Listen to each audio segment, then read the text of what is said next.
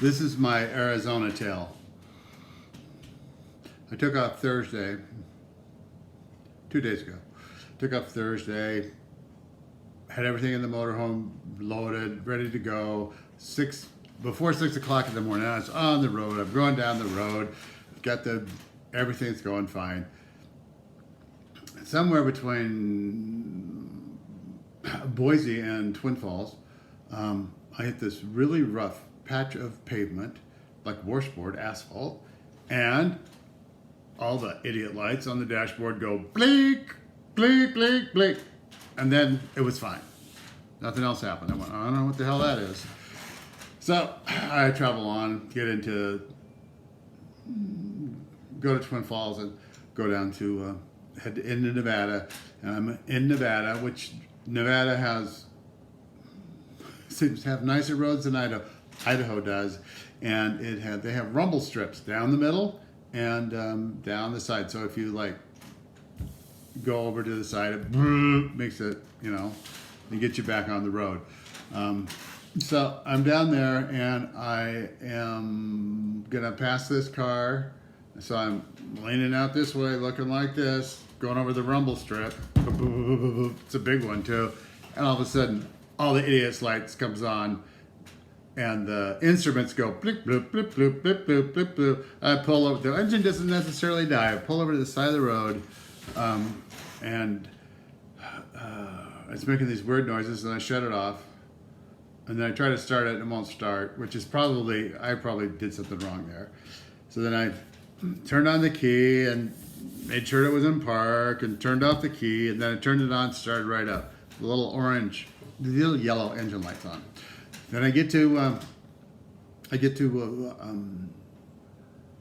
Ely, which is about 400 miles. That's 400 miles from Boise. And I fill up with diesel, and then I park the truck, and I go inside and use the restroom. I come back out, not the truck, the motorhome. Come back out, start the motorhome back up. The yellow light goes out, so I got no idiot lights on at all, no warning lights. I'm thinking, well, maybe that's just like an odd thing. I don't, let's just go. So then I had leave Ely and head out, and I get about 81 miles from Ely. There's really no towns you go through going 81 miles from maybe Lund from Ely. And I pull over to the side of the roads. I need to get something out of my backpack.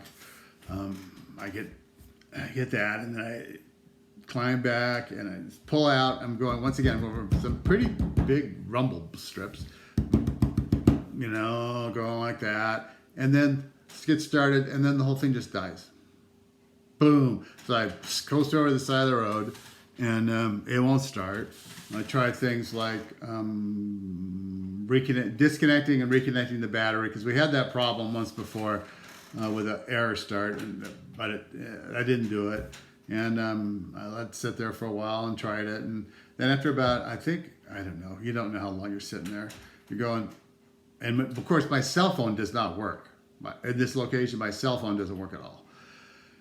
I'm thinking, well, I'm going to have to get to the next town, because I knew Ely was like 81 miles behind me, and there'd be a town closer. So I thought, I know Ash Springs or something, they've got gas stations, truck stops. So I stick my thumb out, and standing behind my motorhome on the side of the road, stick my thumb out, and most people just made sure they didn't run into me. And these two guys from Minnesota stopped, and they were kind of mechanical guys, and they even had like a little thing to plug in for the computer, and there's something low fuel pressure,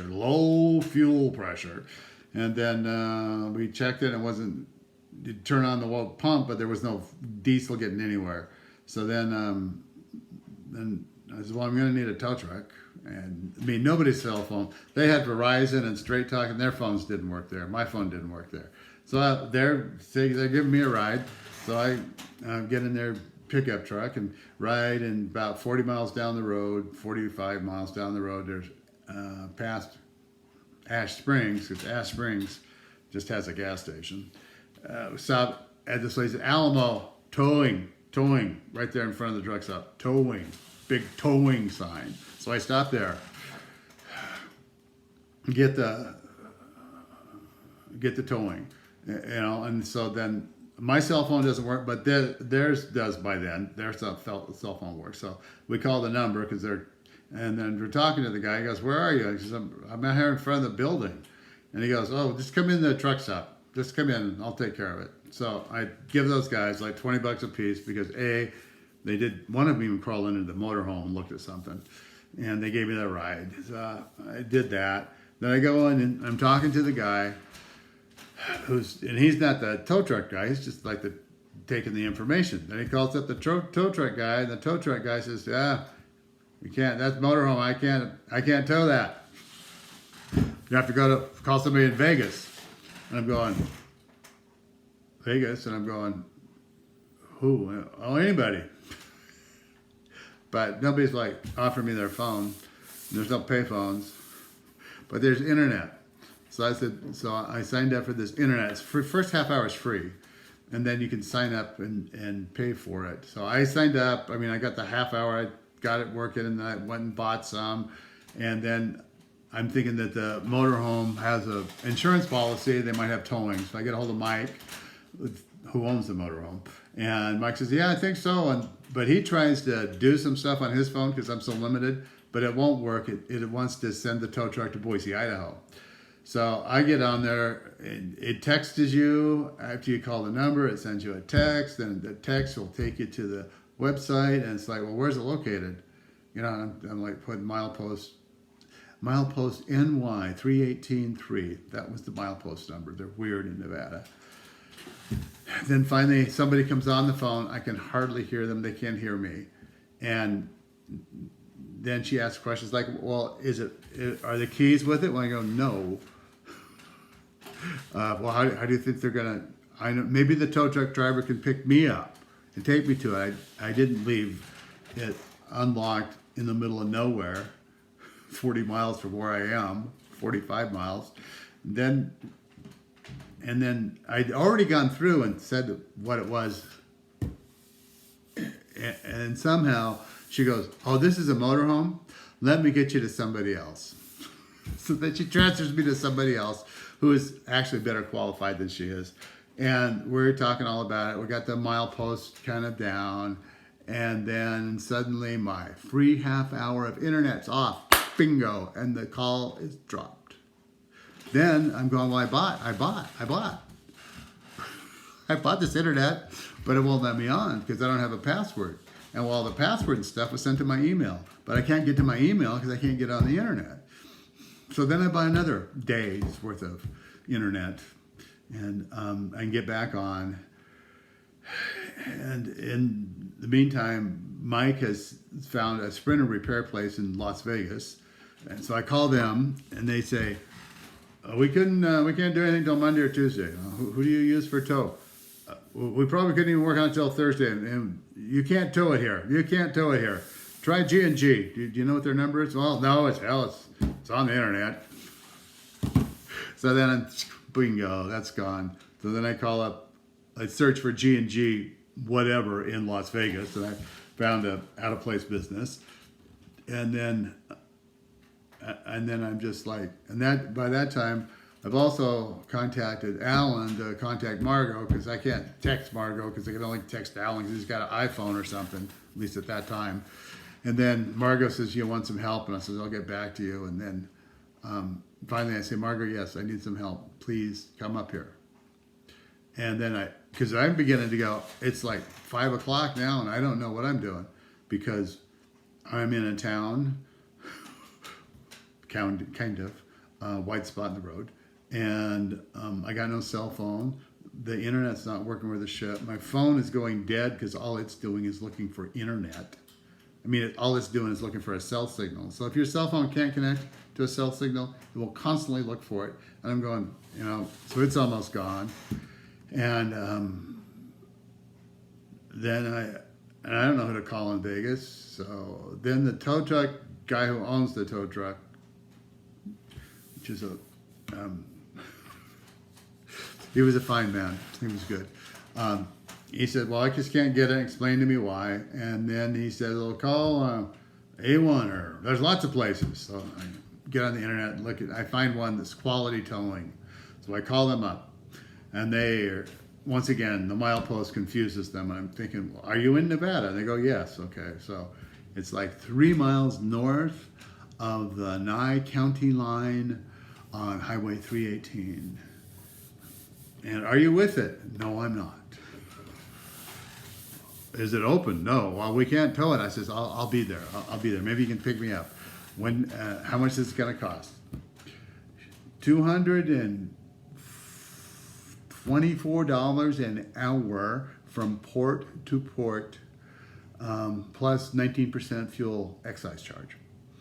So I figure it's about 3 hours. They got like at least 6 hours of tow truck, and whatever 19% of that was going to end up. But I'm going, I can't leave it there in the middle of the road. I got this late skids to Las Vegas. Maybe somebody can fix it. And they, what do you want it towed to? And I'm going, I don't know, because I couldn't find anybody to fix it. So I made a deal with them, give them my credit card, and they said they'd be out between 7 and noon. So I'm doing okay. And I'm thinking, well, Margot's coming, but I can't get a hold of her again. My internet's not working right. And, but she's coming. So I figured I'll just hang out in the store. I'm going to hang out in the store. And it's a grocery store too. I mean, it's a busy little place. And then I started looking around for, so I can't play on my phone because the more it's on, the more it looks for cell signal. And it's like down to 31% now. And so I'm thinking, well, get a book. We'll get a book, get a magazine. So I look all around the store, which is pretty good size. They have, and finally I went to the clerk at the grocery part. Says, do you guys have any magazines? No, we don't. I mean, they had some color books, but they didn't have any magazines, and they didn't have any books. And finally I found a newspaper from Las Vegas. I bought that, and I read that for cover to cover. And then I'm waiting, drinking some Perrier, eating some almonds, and I'm waiting. And I'm thinking, well, Margot's not going to be here till 10 o'clock. That's if things go right for her. I'm going, and then they say, we close at 9. So I'm going, okay, I close at 9. Plus, and it's cold in this store. It is cold in this store, and I'm wearing my flannel shirt and a t-shirt because it was like 50-some degrees when I broke down, and it's cold. And now it's down to like, they give me a free cup of coffee to sit outside with. So, it's like 34 degrees out, and I'm like fucking cold. And then I decided I'll just walk. So I was just walking back and forth in front of the grocery store truck stop, pacing back and forth to keep myself warm and shut my brain up, gives me something to do rather than sit there and think I'm cold. So I did that, and then after about a half an hour, this girl comes out that works there, starts her car up and tells me I can sit in her car. So I go sit in her car. And then they get everything closed, and she's ready to go home. And then she says, well, when's your friend going to be here? I'm going, pretty soon, I think. And so I try to call. I use her phone because her phone works there, and try to call Margot, and it doesn't. Margot doesn't answer. And then I got onto her hotspot, and suddenly I get this message from Margot saying, I'll be there in 3 hours. I'm going, now I wonder if this message is 3 hours old, 2 hours old, or whatever.